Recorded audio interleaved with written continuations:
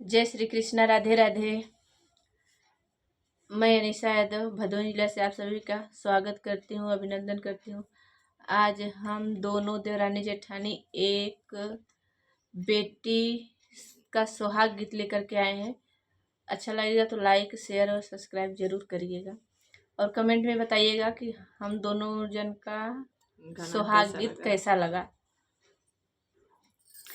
ऐ गलियाँ की गलियाँ घूमई कोई रीनिया, घूमई कोई रीनिया के नलई करे मुआ का साग बाढ़ई राजा का सोहा। अरे के नलई करे मुआ का साग बाढ़ई राजा का सोहा। ऐ घर में से निसरीनी बेटी का दादी, बेटी का दादी। अरे हम लेब करे मुआ का साग बाढ़ई राजा का सोहा। अरे हम लेब करे मुआ का साग बाढ़ई राजा का सोहा।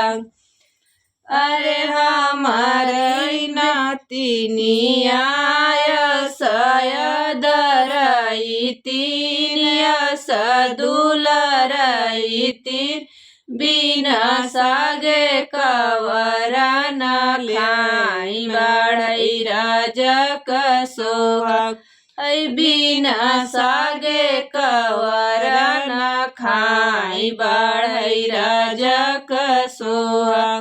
गलियाँ की गलियाँ घूमई कोई रीनिया, घूमई कोई रीनिया के नालई करे मुआ का साग बाढ़ई राजा का सोहा।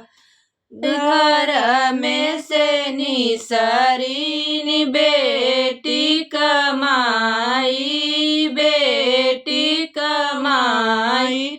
अरे हम लेब करे मुआ का साग बाढ़ई राजा का सोहा। अरे हम लेब करे मुआ का साग बाढ़ई राजा का सोहा। हमारा बेटी सयदरई तीन सदुलरई तीन बिना सागे कवर न खाई बाढ़ई राजा का सोहा।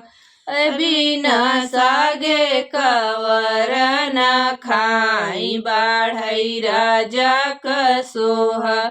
गलियाँ की गलियाँ घूमई कोई रीनिया, घूमई कोई रीनिया के नालई करे मुआ का साग बाढ़ई राजा का सोहा।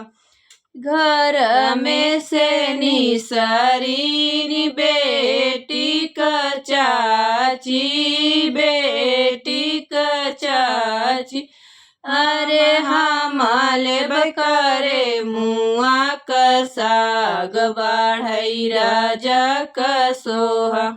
अरे हम लेब करे मुआ का साग बाढ़ई राजा का सोहा।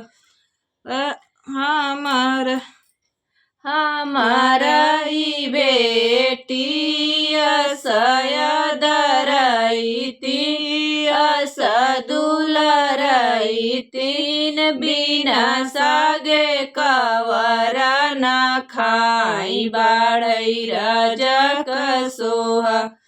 अरे बिना सागे कवरा न खाई बाढ़ई राजा का सोहा।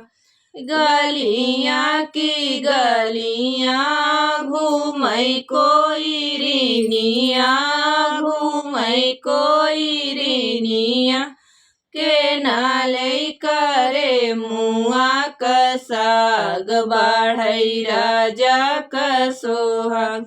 घर में से निसरी बेटी क भाभी बेटी क भाभी अरे हमारे बकरे मुआ क साग बाढ़ई राजा क सोहाग।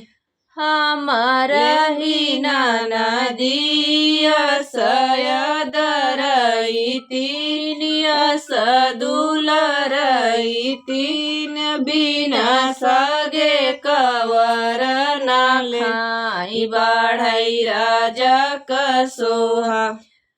बिना सागे कवर न खाई बाढ़ई राजा क सोहाग। गलियां की गलियां घूमई कोई रिनिया घूमई कोई रिनिया के नाले करे मुआ क साग बाढ़ई राजा क सोहाग।